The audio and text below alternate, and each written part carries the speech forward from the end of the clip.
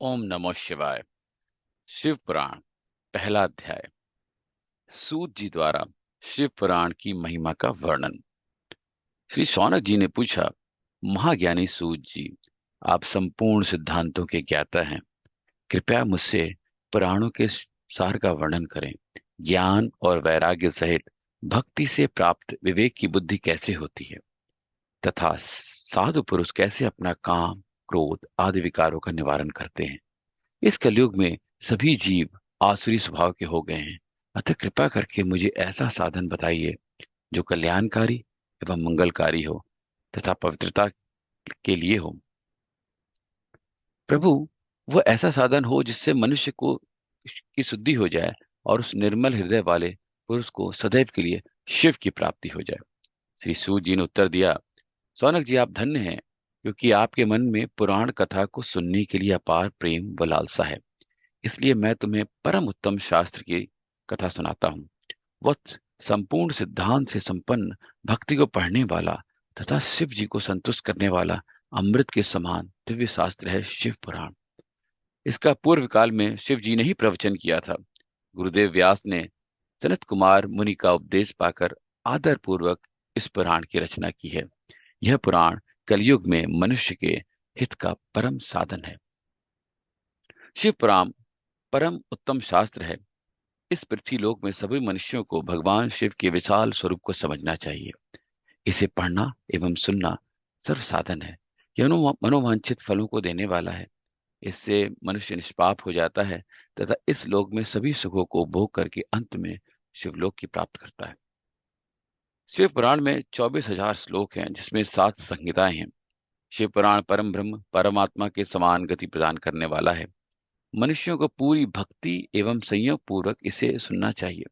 जो मनुष्य प्रेम पूर्वक नित्य इसको बाँचता है या इसका पाठन करता है, वह निसंदेह पुण्यात्मा है।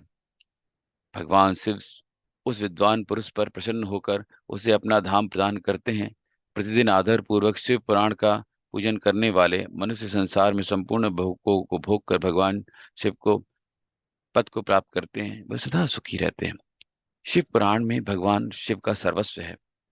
इस लोक और परलोक में सुख की प्राप्ति के लिए आदर पूर्वक इसका सेवन करना चाहिए। यह निर्मल शिव पुराण धर्म, अर्थ, काम और मोक्ष रूप चारों पुरुषार्थों को देने वाला है। अतः सदा प्रेम पूर्वक इसे सुनना एवं पढ़ना चाहिए। दूसरा अध्याय।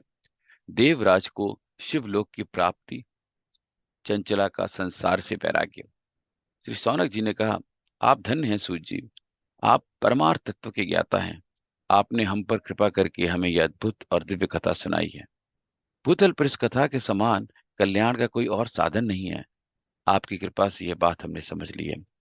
सूत जी, इस कथा के द्वारा कौन सा पापी शुद्ध होते हैं, इसे कृपा पूर्वक बताकर इस जगत को कृतार्थ कीजिए। सूत जी बोले,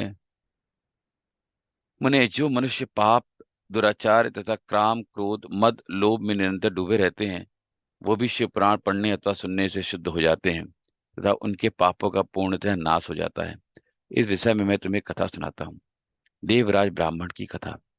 बहुत पहले की बात है कि रातों के नगर में देवराज नाम का एक ब्राह्मण रहता था। वह ज्ञान में दुर्बल, गरीब, रस बेचने वाला तथा वैदिक धर्म से विमुख था। वह स्नान संध्या नहीं करता था तथा उसमें वैश्य वृत्ति बढ़ती ही जा रही थी। वह भक्तों को ठगता था। उसमें अनेक मनुष्यों को मारकर उन सबका धन हड़प कर लिया था। उस पापी ने थोड़ा सा भी धन धर्म के काम में नहीं लगाया था। वह वेश्यागामी तथा आचार भ्रष्ट था। एक दिन वह घूमता हुआ दैव योग से प्रतिष्ठानपुर झूसी प्रयाग जा पहुंचा। वहां उसने एक शिवालय देखा, जहां बहुत से साधु महात्मा एकत्र हुए थे। देवराज वहीं ठहर गया। वहां रात में उसे जर आया और उसे बहुत पीड़ा होने लगी। वहीं एक ब्राह्मण देवता शिव पुराण की कथा सुना रहे थे। जर से पड़ा देवराज भी ब्राह्मण के मुख से शिव कथा को निरंतर सुनता रहा था। 1 मास बाद देवराज ज्वर से पीड़ित अस्वस्थ अवस्था में चल बसा। यमराज के दूत उसे बांधकर यमपुरी ले गए। तभी वहां शिवलोक से भगवान शिव के पार्षदगण आ गए। वे कर्पूर के समान उज्ज्वलित थे। उनके हाथ में त्रिशूल, संपूर्ण शरीर पर भस्म और गले में रुद्राक्ष की माला उनके शरीर की शोभा बढ़ा रही थी। उन्होंने यमराज के दूतों को मार पीट कर देवराज को यमदूतों के चंगुल से छुड़ा लिया और उसे अपने अद्भुत विमान में बैठाकर जब कैलाश पर्वत ले जाने लगे तो यमपुरी में कोलाहल मच गया, जिसे सुनकर यमराज अपने भवन से बाहर आए। साक्षात रुद्रों के समान प्रतीत होने वाले इन दूतों को धर्मराज ने विधि पूर्ण पूजन कर ज्ञान दृष्टि द्वारा से सारा मामला जान लिया। उन्होंने भय के कारण भगवान शिव के दूतों से तो कोई बात नहीं पूछी। पश्चात शिव दूत देवराज को लेकर कैलाश चले गए और वहां पहुंचकर उन्होंने ब्राह्मण को करुणावतार भगवान शिव के हाथों में सौंप दिया। सौनक जी ने कहा, महाभाग सूत जी, आप सर्वज्ञ हैं, आपकी कृपा प्रसाद से मैं कृतार्थ हुआ। इस इतिहास को सुनकर मेरा मन आनंदित हो गया। अतः भगवान शिव में प्रेम बढ़ाने वाली दूसरी कथा कहिए। तीसरा अध्याय, विदुंग ब्राह्मण की कथा। श्री सूत जी बोले, सौनक सुनो, मैं तुम्हारे सामने एक अन्य गोपनीय कथा का वर्णन करूंगा, क्योंकि तुम शिव भक्तों में अग्रण्य व वेदांतों में सर्वश्रेष्ठ हो। समुद्र के निकटवर्ती प्रदेश में वास्कल नामक गांव है, जहां वैदिक धर्म से विमुख महापापी मनुष्य रहते हैं। वे सभी दुष्ट हैं एवं उनका मन दूषित विषय भोगों में ही लगा रहता है। वे देवताओं एवं भाग्य पर विश्वास नहीं करते। वे सभी कुटिल वृत्ति वाले, किसानी करते हैं और विभिन्न प्रकार के अस्त्र शस्त्र रखते हैं। वे व्यभिचारी हैं।